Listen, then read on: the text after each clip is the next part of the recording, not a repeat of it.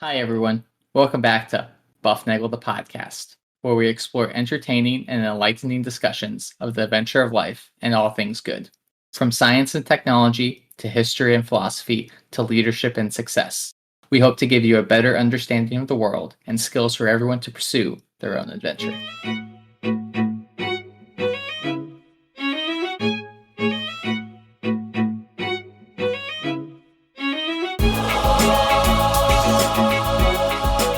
Hi, everybody, and welcome back to Bufnagle the podcast, where we talk about all things good and the pursuit of the adventure of life. I'm Rafe, and it is a grand and glorious day again today because I get to do a podcast with Harry. Harry, how are you this evening? Yeah, I'm doing well. I've had a long day at work, but they say in the podcast circles that the grind doesn't stop. So that's why I'm here tonight. That is a thing. I have to say that is it would be wonderful to have. Well, I don't know. I don't think it would be wonderful to have grind stop. I think the grind going is what keeps you going, and it keeps us pursuing the good and pursuing the adventure of life. And that's one reason we keep doing this thing. And we do this. Check this segue. We do this all for the listeners. All right. Without you guys, we would not be the global top 10% podcast that we are. And we are eternally grateful for your what's it called when they keep doing it in Patronage? Your enduring patronage, I think is what it is. We appreciate your enduring patronage. You didn't even know you were doing that for us, but yes, you are. So we are grateful. It is a joy to be speaking with you, and it's wonderful to get your responses to us. We love hearing from you. As always, you can get to us at bufnagle@bufnagle.com, and you can, you know what we really like, though, Harry. You know what we really like them to do? Probably guessing one of those 5-star review One things. of those 5-star reviews would be just awesome possum, and that would be a great thing to give us. And the little smiley star, the like, the share with your friend. Share the love, share the buff. That would be a great thing because who doesn't need a little bit more buff every week? So,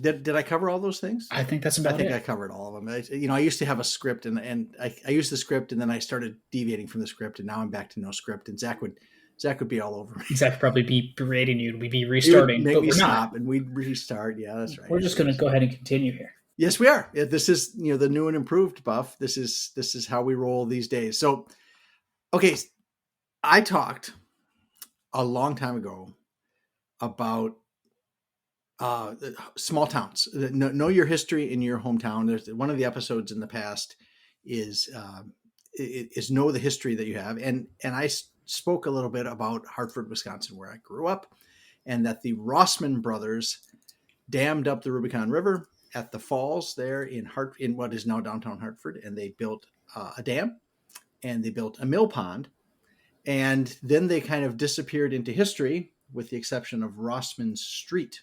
That was behind our house. But in 1970 or 71, probably 1970, I bet, they built a new school on our side of town, and it was named Rossman Elementary School. So just keep that in mind, Harry. If you ever do something great, they might I might have an elementary school named after me. Bufnagle Elementary. All right, but they did, and I went to school there for I guess their first 5 or 6 years, depending how you count it, up to grade 5. And it was a new school, Harry. It had the library was in the middle of the building, and there were 4, I guess there were wings that kind of stuck out from each end, and one wing had the gymnasium and the cafeteria, which kind of doubled as a gymnasium. And one wing had kindergarten, first grade, one had second grade, third grade, one had fourth grade, fifth grade. And the library was one of my favorite places to be. I just loved the library, and I loved when they taught us how to alphabetize titles and things like that so we could find the books that we wanted. It was a joyful day in my life to learn how to do that.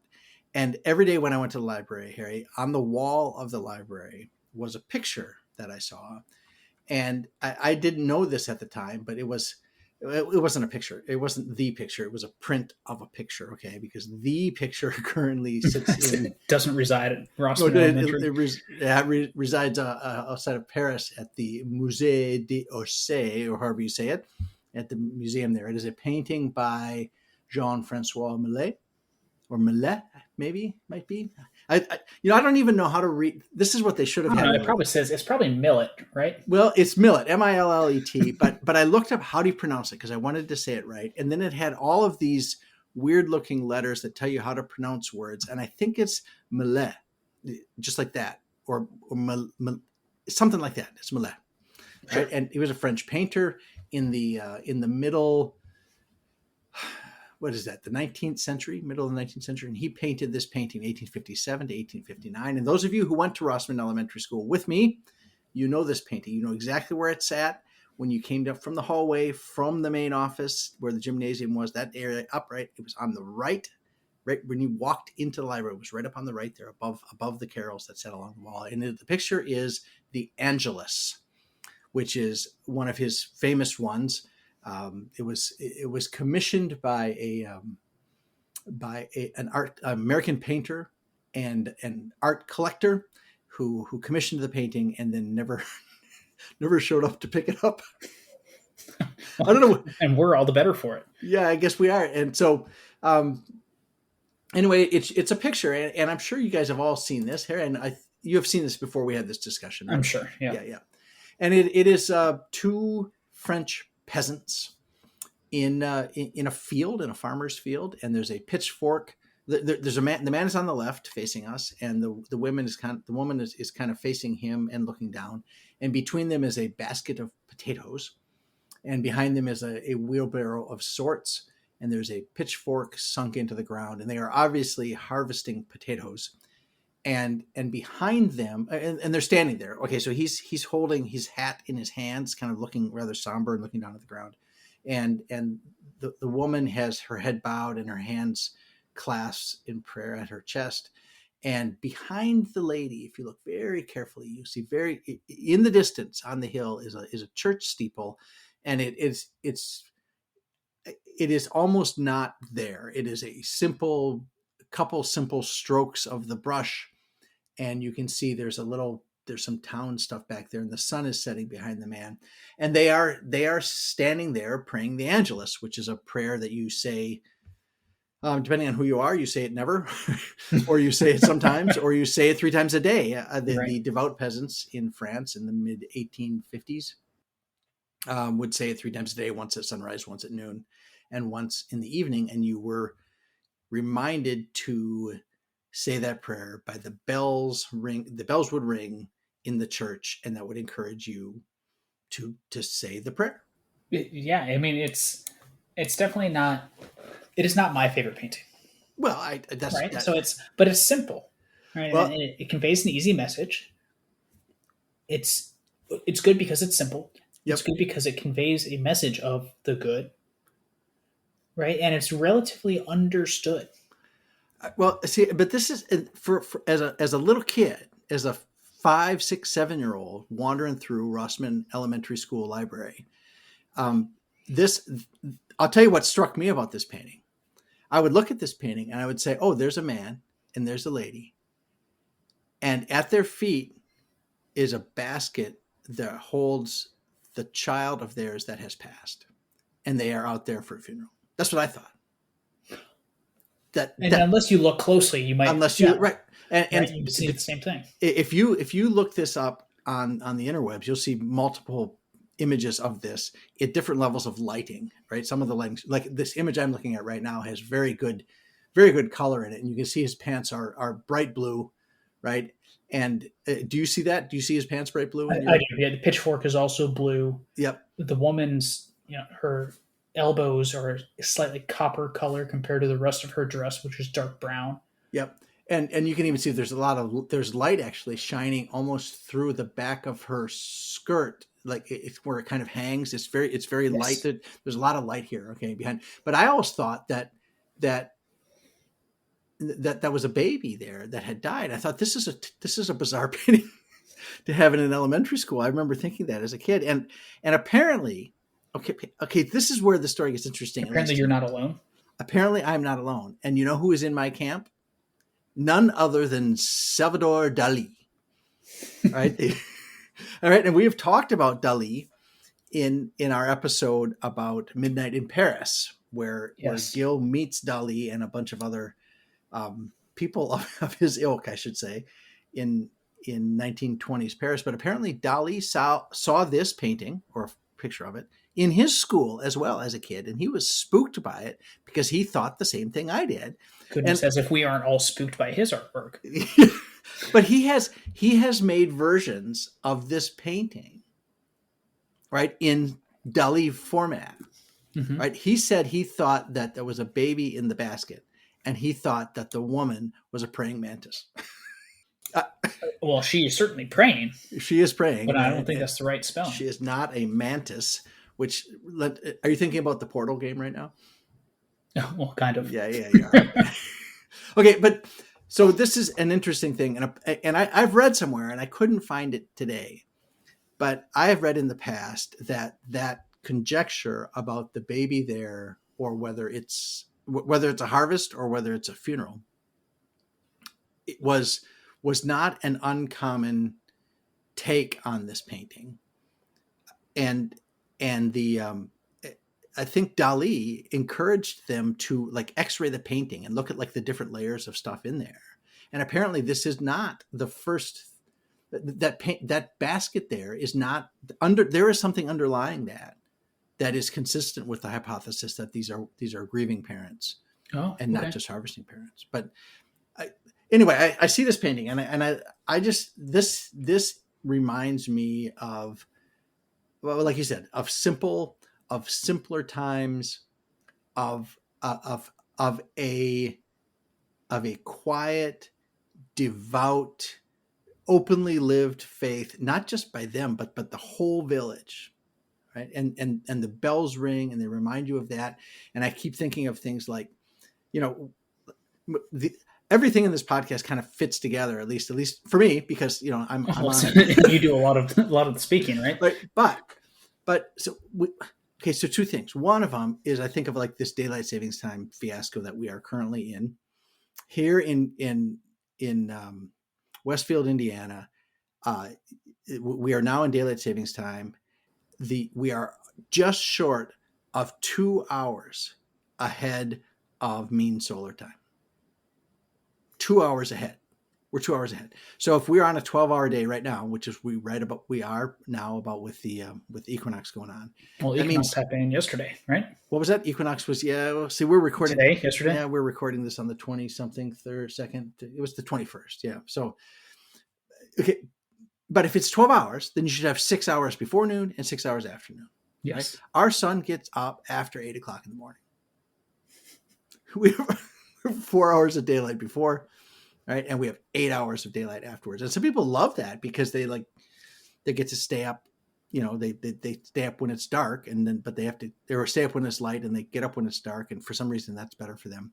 But the more and more I think about this, I think of back when I'm looking at the painting here, these, whoever these guys are, Claude and Marie, or whoever these people are, they were local people.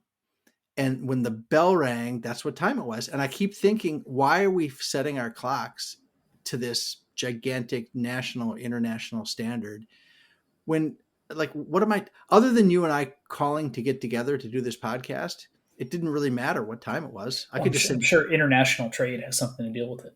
Well, yes, and I know the planes have to fly and not hit each other, and I got all that. But it seems bizarre that instead of having the bell ringing to tell us what time it is, right, that we have these clocks that are set completely antithetical to what's going on in our nature. But the other thing I think is just, a quarter of a mile or half mile to my west is the church tower there at St. Maria Goretti. And that rings in the morning, and it rings at noon, and then it rings and it rings every hour and every quarter hour or something like that. And if I'm outside, I can hear the bells. And whenever the bells ring, I think of the Angelus, and I think that that's how these small communities were organized. Well, yeah, and it's interesting, right? Because they're still within the community, right? They obviously have their own plot of land here. They're doing their own thing. They are taking a break from their work for prayer. Mm-hmm. But I think what's really interesting is they're taking a break from work for prayer away from the church, right? Implying that there's something else beyond just your typical, okay, I go to church on Sunday and I check the block and I'm done. It's a lived, what do they call it? A lived experience. It's a full-time lived experience for them is this component of their faith. And you can argue, you can say, well, they shouldn't have to do that if the bell rings, but you know what? Maybe they want to do that. Maybe they really like to do that. And I agree. They should not be burned at the stake if they don't say the Angelus, right? And I'm fully in agreement with that. But this is a simple time where people did simple things, but they weren't necessarily simple people. There were a lot of people back in the day who were quite bright, who knew lots of things for them. And just because we have internet technology now doesn't mean we've advanced. I mean, look at how we behave. All right. We could do a lot more prayers over a basket of potatoes at sunset than fights on the subway. It seems to me like there's something to be said for that. Yeah, I think so too. I think we've been caught up in modern day materialism, the constant need to do something. Right? I've got 2 little kids now, right? So some parenting things is you have to teach your kids how to learn how to be bored. I read that. Did you read that? Where did I read that? I don't know. I see it all over the place. Yeah. Okay. Yeah. It's okay to not be stimulated. You don't have to have the TV on. You don't have to listen to this podcast. Boop. Oh, just kidding. Yeah, we're still here. Yeah, you should listen to the podcast. You don't have to do those things. And I think, taking 30 seconds or the Angelus, so taking 3 minutes out of your day, that's probably a good thing to do. You recenter yourself and you reset. And it doesn't have to be a prayer, right? Maybe you're listening to this podcast and you know what? I am so anti-religion, it's insane. But Aristotle really resonates with me. Yeah, well then think about the good. Yeah. Yeah. It's have you found yourself I remember where I was driving one day and I came to a stoplight and I was thinking, shoot, I'm going to sit here for 45 seconds and not do anything. I'm not going to read. I'm not going to check the ball scores. I'm not going to check the stuff. I have sometimes the opposite problem. Okay. So I've realized I'm okay with doing the nothing. You are okay. Okay. I'm okay with that. Sometimes on my drive to work, I don't listen to any music. Yeah. I don't listen to any podcast. I turn it off. It's muted and off. And I just drive. And that's okay. But sometimes I find myself in the opposite issue, which is I listen to something or I want to listen to something on YouTube and it's a 15-second advertisement. Are you kidding me? 15-second advertisement?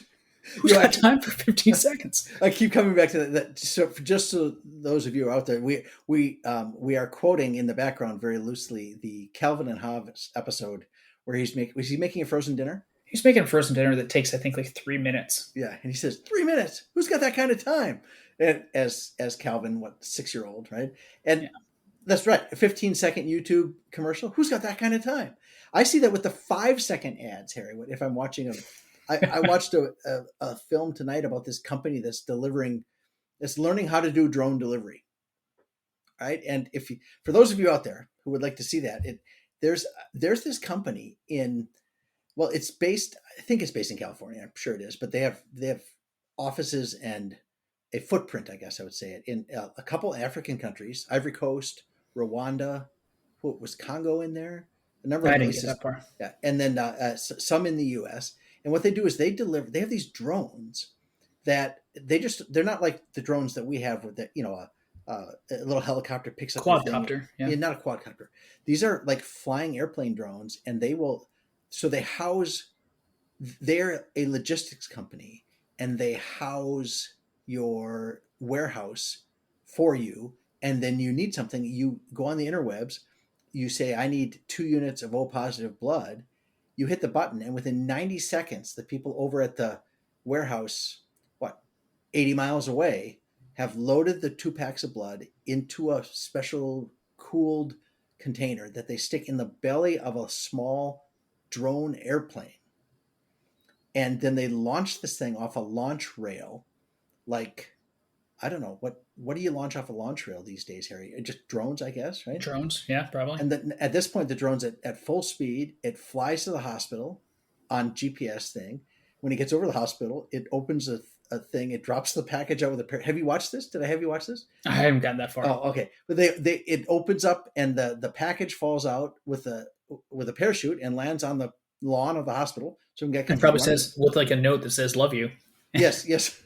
And then the plane. Okay, get this. The plane goes back to the logistics center and gets caught in this. Like the GPS thing has these two sticks with a line between it, and it kind of snags it, kind of like an aircraft landing in an aircraft carrier, but much more sophisticated. It catches the plane. The plane hangs there. Guys walk out. They take the wings off. They take the thing apart, put it back in there, take the battery out, put a new battery in, and they do this thing every 90 seconds. They're launching one of these drones to deliver medical supplies across Rwanda, and they've been doing this, Harry, for 6 years. Yeah, that's incredible. It's like, oh, that's a great thing. And so next time you need your Wendy's burger delivered. Well, here's a segue for you. What if I wanted to deliver a picture of the Angelus? Well, we can do that now. We have this interweb, and it just delivered it. Yeah, I got a printer over here too, don't I? Yeah, I print it right. So this is interesting because it has to be because I was thinking, well, I would love to use this to deliver something.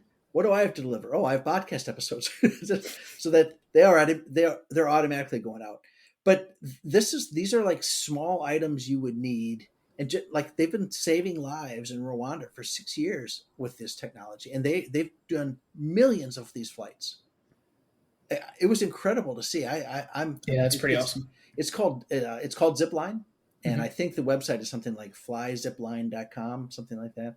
So if you are a business that delivers things like one at a time in, what do they call it, in what they delivered in real time, is that what it is? Probably at point of need kind of thing for delivery, then these guys probably help you out. It was incredible. But you know what, I want to go back to the Angelus here, to the painting, right? Because there's the other thing that I saw about this painting, other than the fact that it's potatoes and not a baby, is the guy's shoes. Do you see his shoes? Oh yeah, they're like loafers, aren't they? Well, they're gigantic shoes. His shoes are like 3 times the size of the lady's shoes. And I zoomed in on them, just thinking maybe it's just kind of fuzzy on my computer or something. No, but these are like, I'm going to have to investigate French shoes. They look like small boats. They are. They are really big shoes. And it might be, the other thing I was thinking though, when you walk around and it's muddy and your shoes get all sorts of mud on them and they get really, really big. Mm-hmm. I think they look like muddy shoes. Yeah. Yeah. When you're like a 10-year-old kid, your mom says play outside, but then forgets that it's going to rain in about 10 minutes. Yeah. Or it has rained and you're outside and next thing you know, you guys are absolutely filthy. Yeah. Not that you guys ever did that. No, never. No, not a chance. But anyway, but your shoes get real big like that. And I guess there's this, well, we talked about it in Midnight in Paris. There's this desire to go back in time to an age that appears to be perfect for you. And this is a temptation for me. But on the other hand, there's a lot of stuff that they had to go through that I don't think I want to go through. I don't think they have a polio vaccine. They don't have a polio vaccine. I'm pretty sure they don't. And I know they don't have ice in their fridge because they don't have a fridge. and they don't have electricity. And so there are some things that I really, really like about living in the age that we're living. But I think the trick is to take the good that's in there and bring it forward to where we are now, and figure out how that good can be manifest now with all the technology and all the other things that we have going. I have to think that life, like that, because some of that probably sucked. I'm sure, like the fact that I was thinking that might be a baby because back then the infant mortality was really high and antibiotics are pretty good. How do we take the wisdom that they had and apply it now? That's the question, and that's the trick. And it seems, there's an Angelus app, Harry. You can get it for your phone. Send your reminders. Yeah, it's like a reminder, and the reminder goes off every 6 hours. I think 6 a.m., noon, 6 p.m. Boom, boom, boom. There you go. Or I'm sure you can set it for other things if you want, and you can do the Angelus just like, what did I call them? Claude and Marie. Claude and Marie, yeah. Claude and Marie. You can do it just with Claude and Marie in there with their basket of potatoes. Should they be potatoes in France in 1850? Were there potatoes in France? You probably took them from Ireland. Well, they took them from the Americas, so there was nothing new. That is a great thing. It's like when we go around the world and find all these other things, you get potatoes, you get tacos, you get crepes. That's a wonderful thing about how we live. Yeah. That is a wonderful thing. So I don't know. Is there a painting that speaks to you? Do you have one like this? I don't have something like this. Right. I've got the big Jesus painting in the dining room. You do have that one, and that one's a little bit, in a way, it's a little bit more harsh and more. It's not subtle. No, it's not in any way subtle. It's the name of the painting is "Peace Is Coming" by John McNaughton. Yeah, so he's a modern painter, right? He's a modern painter. Yep.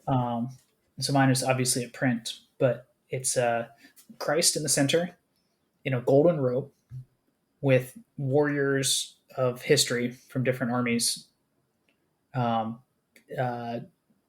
putting their weapons down. And bowing before him, right? And bowing before him, right. And so like Genghis Khan's in there, and Julius Caesar's in there, and not historical figures, but generalized figures of armies of history. So they're all in there. Everyone's in there, and Satan's in there too. Oh, is he really? Satan's in there, but he is fleeing. He's fleeing, as he should. That's what he does. That's right. All right. So you've had that for quite a while. Yeah, I've had that since 2016. Yeah. Almost. Yeah, that's a nice one, and that's but they all tell stories, right? They all have stories around them, and you sure. So was there something like, I gotta imagine there was decent amounts of art and stuff hanging around West Point stuff. I mean, there were statues. Oh, there's tons. But were there paintings and things like there is? This was in Rossman School, Harry. This was no. West Point has its there's the massive mural of famous commanders. Oh, really? General leaders. Yeah, it's a giant mural of military history, right? With famous generals, right? I think Constantine's on there. Joan of Arc is on there. Napoleon is there. And what building is that in? That's in the mess hall. Oh, there it is. Yeah. Oh, there's Washington right there in the front center on the left, right? Yep. Wait, who is that? Gates on the left? Yep. And who's on the right there? Meade. Who's that? General Meade. See, I don't even know that. Were you guys forced to study that sort of thing? No, but there used to be an old rumor of I don't think it happens anymore, but cadets would, all of the wings are broken up into regiments. Yep. And the plebes, the freshmen from other regiments who don't sit in that wing, there used to be a thing where they would run up, they would touch the mural, and then they would try to escape. Oh, so like, okay, and so the idea is like if somebody touches the mural, you have to like defend the mural. Yeah, defend the mural. Well, that is the thing. So if any of you have ever been to West Point, you know what I'm talking about. If you haven't, you should go to the mess hall. It's like how many they feed all the cadets. 40, 42, 4,400. 3 times a day. At the same time in 20 minutes. And it's a remarkable bit of logistics there. Maybe you should have the little drones deliver things to the cadets there. That would be something. All right. So that's the Angelus by Jean-Francois Millet, a painting and a print that everybody should know, I think, and it should hang in your school so the children will be confused by that. I think, at this, like I said, Harry, that was 50 some years ago. I would see this thing, and what's interesting to me is I wonder if you could put this up today. because I'm not saying that everything in old should be put up, but there was the people who put this up in 1970, whatever it was, thought that this was okay to do, and I think you should put up pieces of art that reflect history or reflect artists' work. If you're gonna put up Dolly, right, you're probably gonna put up his melting clocks, sure, right? Because it's interesting. One, two, you're gonna be able to at least introduce Dolly as an artist, right, which is important, right, and then you can kind of stem from there, continue down that path. Well, and then the other thing you should put up is you should put up things that encourage the children to investigate, and then those should be models for their behavior. So, I mean, you can put all sorts of things in front of the children, and you ought to put things in front of them that encourage them to do those things that you think are good. Dolly's melting clocks may not be, I'm not sure it's an example of a behavior, but there's something to be said. Like, but you should know that it's there, and you should know how to talk about that, and you should know what it represents, and then you can use that as a launching point for something else. So yeah, you talk about literary and or artistic themes, right, because those are important. Right. Are we doing that in school now? Do you think? Do you know? It's a while. You got kids coming up getting ready for school, aren't you? That's all right. I'm sure Jamie and I can lead them the right way. All right, we'll get a point in the right direction. Anyway, they will get a picture. They will get a print of the Angelus for Christmas sometime, and they will know that painting. That was Grandpa's favorite painting, is what they'll say as they go through as they help clear out our estate someday. They'll be like, "Oh yeah, do you want the painting?" Nah, that's okay. That's where you could take it. All right, that's great, Harry. As always, it is wonderful to speak with you. Thank you. Yeah, it's good. Encouraging everybody to find something good in their lives, maybe a piece of artwork that really speaks to them. And if there's something you'd like us to talk about, let us know. We have something coming up that we think we're very excited about. But we're coordinating the pieces yet, and so that will be coming up sometime in the next couple of weeks. It might even be the precipice or crown jewel of the buff. It might thus far, but it's like it's a hill. What do they say? Better than yesterday and half as good as tomorrow, right? Local maximum kind of thing. Yeah, that kind of thing. So, all right, that is it for today. We ask you to seek the good, to be the good, and to spread the good, and to enjoy the adventure of life.